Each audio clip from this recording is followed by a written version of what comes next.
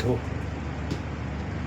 हा समाज म्हणजे एक महासागरच आहे आणि त्यात वावरणारी माणसं म्हणजे महासागरात जलक्रीडा करणारी लहान मोठी मासे.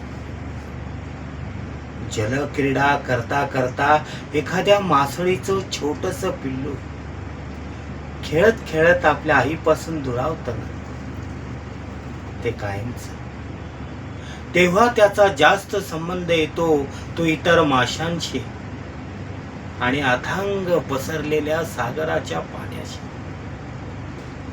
कधी हे पाणी त्याला आपल्या प्रवाहाबरोबर चालायला लावतं, तर कधी स्वतःचा भवरा करून त्यात त्याला गोल गोल फिरायला लावतं. कधी कधी मजा म्हणून उंच लाटेवर घेऊन जातं आणि आपल्या कवळ्या वयाचा विचार न करता त्याला क्षणात किनाऱ्यावर आणून सोडतं. म्हणजे काय?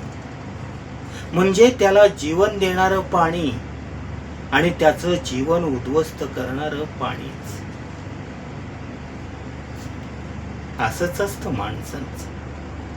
मायेनं पाठीवरून फिरणारा आई वडिलांचा हात जेव्हा नाहीस होतो ना, तेव्हा या मासळीच्या पिल्लासारखीच गत करतो हा समाज. होय, मासळीच्या पिल्लासारखी.